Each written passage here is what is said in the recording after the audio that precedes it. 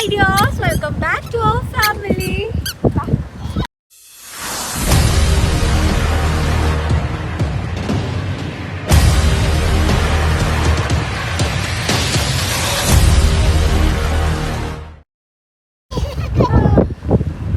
അയ്യോ, ഒരു unexpected visit ആയിരുന്നു കേട്ടോ. ആക്ച്വലി ഞാൻ ഷോപ്പിൽ പോയിരിക്കുകയായിരുന്നു. അപ്പം ഉച്ചയ്ക്ക് പോയതാ. അമ്മയുടെ അടുത്തായിരുന്നു കാശിനെ ഏൽപ്പിച്ചിട്ട് പോയത്. കുറച്ച് കഴിഞ്ഞപ്പോൾ ഒരു വൈകുന്നേരം ഒരു 5:30 ആയപ്പോഴത്തേന് ദേവി ഫോട്ടോ ഇടുന്നു കാശി ബീച്ചിൽ നിൽക്കുന്നത്. എന്നെ വിളിക്കാതെ ഇവർ മൂന്നുപേരോട് വന്നതാ. അപ്പോൾ പിന്നെ എന്നെ കൊണ്ടുപോയില്ലെന്ന് പറഞ്ഞിട്ട് വഴക്കിട്ടപ്പോൾ എന്നെ വന്ന് വിളിക്കാൻ വന്നു. അങ്ങനെ പെട്ടെന്ന് ഓടിപ്പോരുന്ന ഒരു വഴക്കമാണ് കേട്ടോ. വന്നില്ലായിരുന്നെ മിസ് ചെയ്തേനെ. നല്ല തണുപ്പുണ്ട്, നല്ല കാറ്റുണ്ട്, ആള് ഭയങ്കരമായിട്ട് കളിച്ചുകൊണ്ടിരിക്കുക, ഓടി കളിക്കുകയാണ്. ഞാൻ ഇവിടുത്തെ സ്ഥലങ്ങളൊക്കെ കാണിച്ചു തരാം എങ്ങനെയുണ്ട് എന്ന്. ഞാൻ ആദ്യമായിട്ടാണ് ഇവിടെ വരുന്നത്. ബീച്ചിൽ വന്നിട്ടുണ്ട്, അജ്മാനിൽ കോർണിഷ് ബീച്ച് ഉണ്ട്, ഞാൻ അവിടെ പോയിട്ടുണ്ട്. ഈ ഒരു ഏരിയയിൽ ഫസ്റ്റ് ടൈമാണ് വരുന്നത്. സോ നമുക്ക് കണ്ടോ. ഇവിടെ ഏറ്റവും കൂടുതൽ എൻജോയ് ചെയ്ത് നടന്നത് കാശിക്കുട്ടൻ തന്നെയാണ് കേട്ടോ. അജ്മാനിൽ ഈ സ്ഥലത്തിൻ്റെ ഏരിയ പറഞ്ഞു തരാനൊന്നും എനിക്കറിയത്തില്ല. ഐ നോ അജ്മാനിലുള്ള ഒരുപാട് പേര് വീഡിയോസ് കാണുന്നുണ്ടെന്ന്. അപ്പോൾ അറിയാവുന്ന ആരെങ്കിലും ഉണ്ടെങ്കിൽ ഒന്ന് കമൻറ്റ് ചെയ്തോ കേട്ടോ ഈ ഏരിയ ഏതാണെന്ന്. അവിടെ ഒരു ഷിപ്പൊക്കെ കിടപ്പുണ്ട്. ഷിപ്പ് പോലൊരു റെസ്റ്റോറൻ്റൊക്കെ അവർ സെറ്റാക്കി വെച്ചിട്ടുണ്ട്. ആ ഒരു ബീച്ചിൻ്റെ ഏരിയ തന്നെയാണ്, എന്നാൽ ബീച്ചിനടുത്ത് കുറച്ച് പോവുകയും വേണം. അങ്ങനൊരു സ്ഥലമാണ്. ഏറ്റവും കൂടുതൽ എൻജോയ് ചെയ്ത് നടന്നത് ദേണ്ട നമ്മുടെ കാശിമോൻ തന്നെയായിരുന്നു കേട്ടോ. ആൾക്ക് എന്തോ ഒരു സ്വർഗം കിട്ടിയ പോലെ ആയിരുന്നു. ആൾക്ക് അങ്ങനെയാണ്, പുറത്തിറങ്ങി കഴിഞ്ഞാൽ ഇങ്ങനെ ഒരു രസമാണ്, എല്ലാം ഇങ്ങനെ കറങ്ങി നടക്കണം എന്നുള്ളത്. ഇവരൊരു വൈകിട്ടൊരു 3 മണിയൊക്കെ ആയപ്പോഴത്തേന് പോയിട്ടുണ്ടായിരുന്നു. അന്നേരം എന്നെ വിളിച്ചില്ല, അന്നേരം ഞാൻ ഷോപ്പിലായിരുന്നു. എന്നിട്ട് ഫോട്ടോ ഇട്ട് തന്നപ്പോഴത്തേനാണ് ഞാൻ കണ്ടത് ഇവർ പോയി എന്നുള്ളത്. പിന്നെ എന്നെ അവിടെ വന്ന് വിളിച്ചുകൊണ്ട് വന്നതാണ് കേട്ടോ.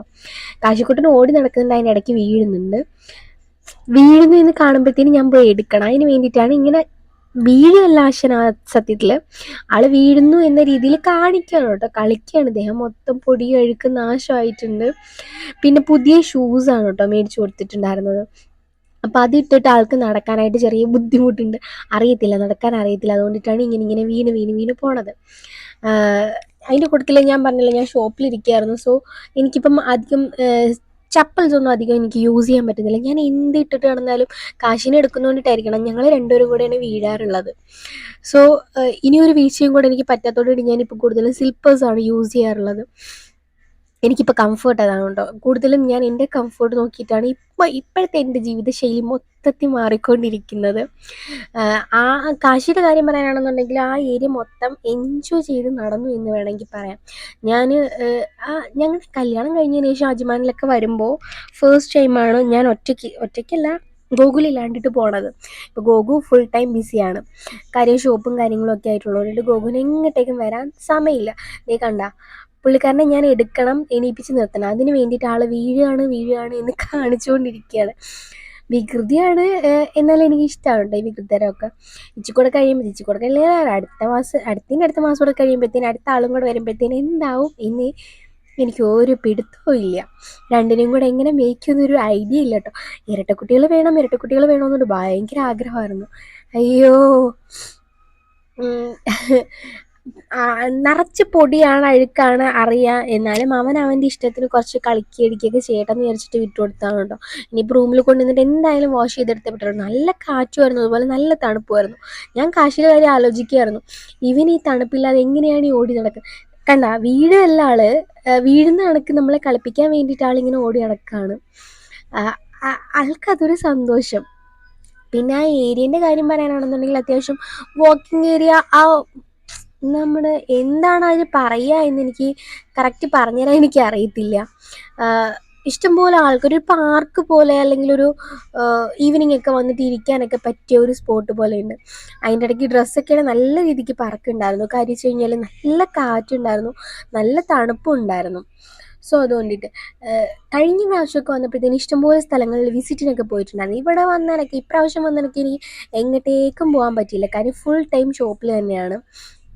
അതുകൊണ്ടിട്ട് കണ്ടു ഡ്രസ്സെല്ലാം പറന്ന് പോകുന്നുണ്ടായിരുന്നു. പിന്നെ ഈ ഏരിയ കോർണിഷ് ബീച്ച് ഉണ്ട്, അജ്മാനിൽ കോർണിഷ് ബീച്ച് ഉണ്ട്. അതിൻ്റെ ആ ഒരു ഏരിയ തന്നെയാണ് പേര് എന്തോ പറഞ്ഞിട്ടുണ്ടായിരുന്നു, ഞാൻ മറന്നുപോയി.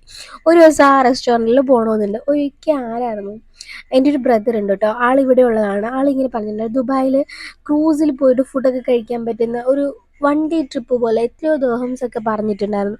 അതിൽ പോകണം എന്ന് പറഞ്ഞിട്ട് കല്യാണം കഴിഞ്ഞിരിക്കുന്ന ഇടയ്ക്ക് ഞങ്ങൾക്ക് ഭയങ്കര ആഗ്രഹമായിരുന്നു. ഇതുവരെ നടന്നിട്ടില്ല. എപ്പോഴെങ്കിലും പോകണം എന്നാഗ്രഹമുണ്ട്, പോകണം വൈകാതെ. പിന്നെ ഈ ആ ഒരു നമ്മുടെ സൂര്യൻ അസ്തമിച്ച് വരുന്ന ആ ഒരു സമയമൊക്കെ ആയതുകൊണ്ടിട്ട് തന്നെ ആകാശം കാണാനും ഒക്കെ നല്ല ഭംഗിയുണ്ടായിരുന്നു.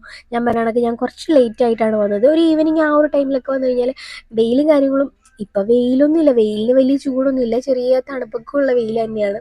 നീറ്റാണ് എങ്കിൽ കൂടിയിട്ട് ആളുകൾ നടക്കുന്ന വഴിയാണ് നീണ്ട അവിടെ കിടന്ന് ഇരുന്ന് ഉരുണ്ടും ഒക്കെ പെരണ്ട് കളിക്കുന്നുണ്ട്. ഞാൻ പറഞ്ഞല്ലോ ഇന്ന് മേടിച്ചാണ്. കാശിക്ക് സാധാരണ ഞാൻ ഷോക്സ് ഇട്ട് കൊടുത്തിട്ടാണ്, നാട്ടിലാകുമ്പോഴത്തേനും ചപ്പലിട്ട് കൊടുക്കുമായിരുന്നു.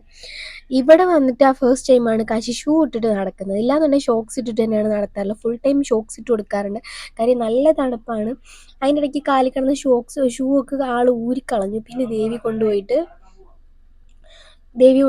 ഷൂ ഒക്കെ ഇട്ട് കൊടുക്കാനുണ്ടോ. ആൾക്ക് ഇങ്ങനെ പിടിച്ചിരുത്തുന്നത് തീരെ ഇഷ്ടമല്ല.